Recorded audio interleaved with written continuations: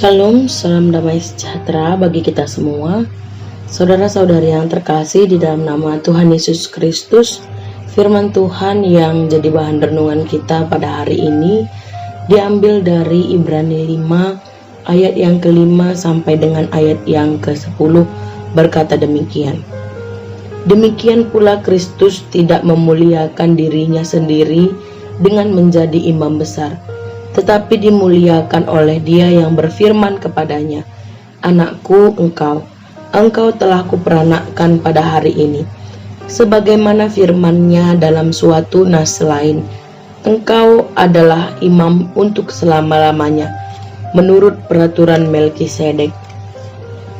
Dalam hidupnya sebagai manusia, Ia telah mempersembahkan doa dan permohonan dengan ratap tangis dan keluhan kepada Dia yang sanggup menyelamatkannya dari maut, dan karena kesalehannya Ia telah didengarkan.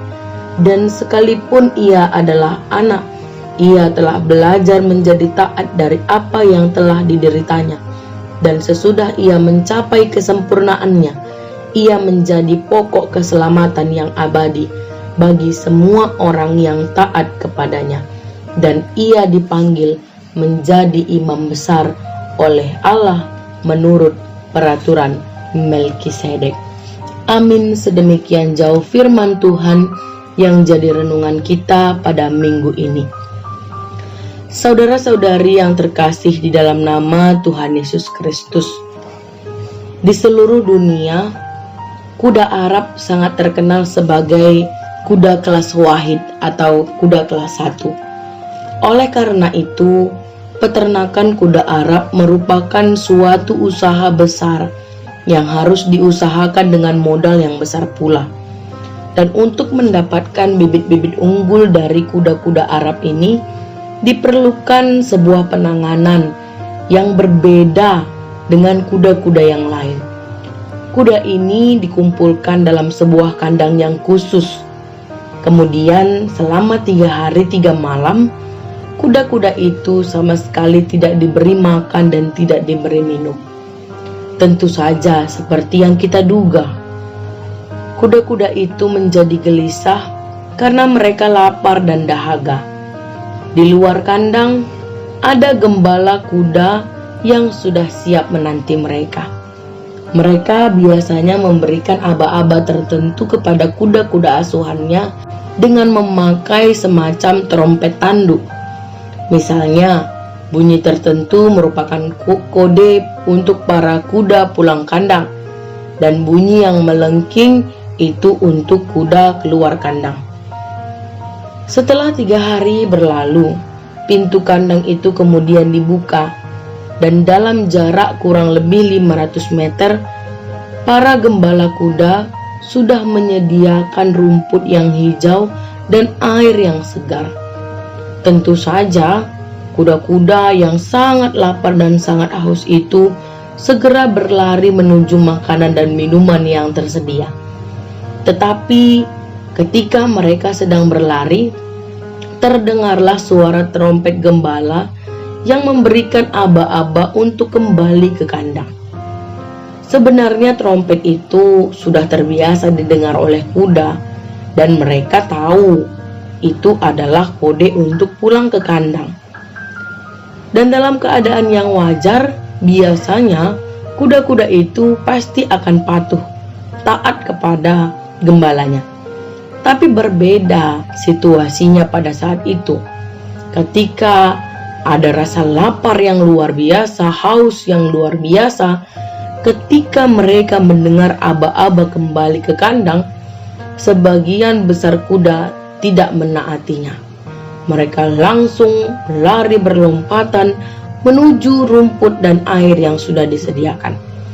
Tetapi ada sekelompok kecil kuda yang meskipun lapar dan haus, mereka mendengarkan aba-aba itu dan ikut patuh taat akan aba-aba itu. Mereka berhenti berlari, kemudian masuk kembali ke kandangnya. Melihat hal ini, para gembala kuda tahu bahwa kuda-kuda yang taat ketika mereka menahan rasa lapar dan haus merupakan kuda-kuda sebagai bibit unggul yang sangat mahal harganya. Saudara-saudari yang terkasih di dalam nama Tuhan Yesus Kristus, ketika kita mau taat, ada harga yang harus kita bayar. Di mata Tuhan, menjadi anak-anaknya sangat berharga lah kita di matanya. Dan kita diperkenankan, diberikan kuasa dari Allah untuk menjalani kehidupan ini dengan urapan dan berkat pengasihannya. Saudara-saudari yang terkasih di dalam nama Tuhan Yesus Kristus, firman Tuhan yang jadi renungan kita pada hari ini merupakan sebuah contoh teladan bagi kita yang memperlihatkan ketaatan Yesus sebagai penebus dosa manusia. Yesus dalam bahan renungan kita hari ini dikatakan sebagai seorang imam besar. Sebagai seorang imam besar, seharusnya bukanlah orang yang biasa-biasa saja, tetapi orang yang super. Mengapa kita katakan dia adalah orang yang super? Karena seorang imam besar memiliki hak istimewa dari Allah untuk menjadi perantara antara Allah dan manusia, perantara antara pencipta dan ciptaannya, untuk mempersembahkan korban karena dosa. Dikatakan juga imam besar adalah orang yang super karena imam besar memiliki empati yang besar terhadap umatnya. Ia harus menyadari bahwa dirinya adalah orang yang sama lemahnya dengan orang-orang lain yang dia layani. Imam besar harus menyadari bukan saja orang yang wajib mempersembahkan korban, tetapi dirinya sendiri pun harus berlaku hal yang sama.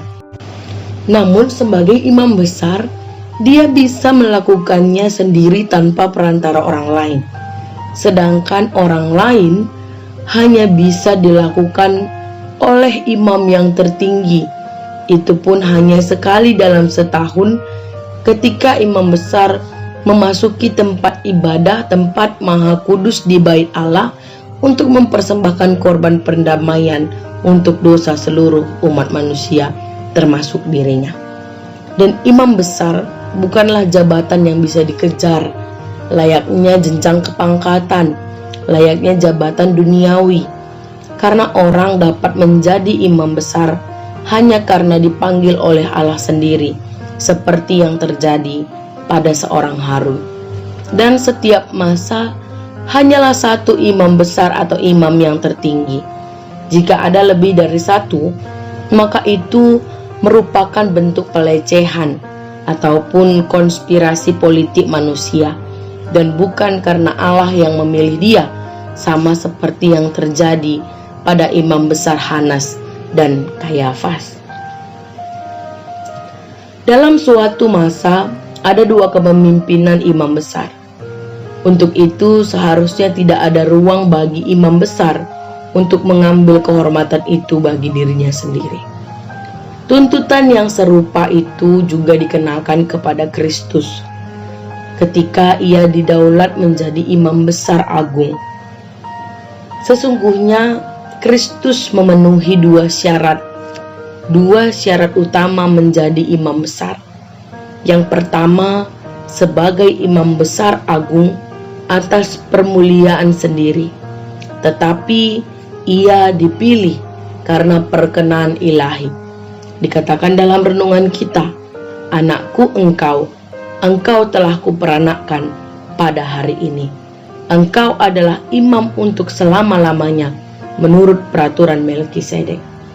Dan syarat yang kedua, sebagai manusia yang sempurna, Yesus juga memiliki empati yang tertinggi terhadap umatnya.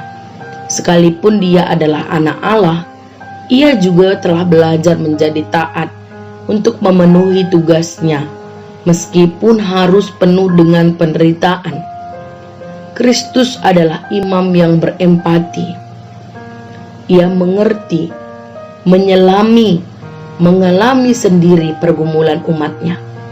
Ketika umatnya dicobai, demikian jugalah Yesus mengalami pencobaan. Tapi perbedaannya, Yesus tidak jatuh ke dalam dosa. Dan Golgota adalah puncak pergumulan sekaligus ketaatannya.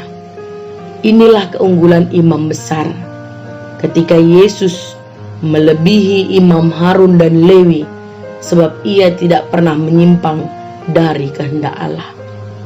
Jadi ia tidak perlu melakukan pengorbanan dosa bagi dirinya.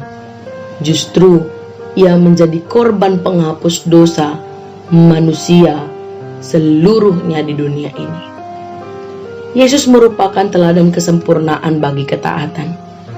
Sebagai manusia, bisa saja dia berpaling dari tugas yang Allah berikan kepadanya. Tetapi Yesus tidak melakukan hal itu. Justru dia rela menjadi korban yang sempurna bagi seluruh umat manusia, tanpa terkecuali. Sebagai imam besar agung, Yesus adalah imam yang jauh melebihi para imam besar yang dihormati Ibrani. Dan seharusnya tidak ada alasan lagi bagi orang berpaling dari Kristus dan kembali kepada iman yang sebelumnya. Sebagai imam besar agung, dia adalah imam yang sempurna, menjadi juru selamat kita, dan imam besar yang sempurna karena penderitaan dan kematiannya dijalani tanpa dosa. Kristus memenuhi syarat dalam segala hal untuk menyediakan keselamatan kekal bagi manusia. Minggu Pasion yang ke-6 ini, kita diajak untuk mengingat dan merenungkan ketaatan Yesus kepada Allah ketika ia menjalani penderitaannya, membawa kayu salib dan mati di atasnya. Kehendak bebas yang Allah berikan kepada manusia memiliki celah untuk tidak taat kepada penderitaan. Untuk berlaku taat saja tidak gampang, apalagi ketaatan itu menimbulkan penderitaan. Tidak taat dalam penderitaan sering juga dipengaruhi oleh banyak pertimbangan. Terlalu banyak yang ingin kita pertahankan, harga diri, kesenangan, jabatan, keluarga, dan lain sebagainya. Sudah pasti ketidaktaatan akan memberikan penderitaan tambahan kelak. Dan sebaliknya, ketika kita taat di dalam penderitaan akan menghasilkan, akan membuahkan keselamatan dan kekekalan. Sering kita mendengar, untuk apa taat kalau kita bisa mudah menjalaninya? Hari ini kita melihat ketaatan dalam penderitaan tidak hanya dalam sudut pandang manusia, tetapi belajar dari cara pandang Allah. Penderitaan Kristus, penderitaan Allah, karena melaluinya Allah campur tangan untuk mengalami sendiri atas nama kita, menyelamatkan kita pada titik di mana kita berdiri tapi tenggelam dalam kehampaan. Dengan memandang penderitaan Yesus, kita memiliki cara pandang yang baru dalam menjalani penderitaan kita di dunia ini. Kita melihat bahwa penderitaan adalah proses perjalanan kehidupan menuju kesempurnaan. Oleh sebab itu, teruslah bertahan, teruslah berjalan, karena Yesus sudah lebih dulu berjalan di depan. Tuhan Yesus memberkati firman-Nya. Tuhan Yesus memberkati kita semua. Amin. Terima kasih sudah mengunjungi channel ini. Jangan lupa tekan tombol subscribe, like, dan komen. Juga jangan lupa tekan tombol loncengnya supaya selalu dapat notifikasi. Tuhan Yesus memberkati.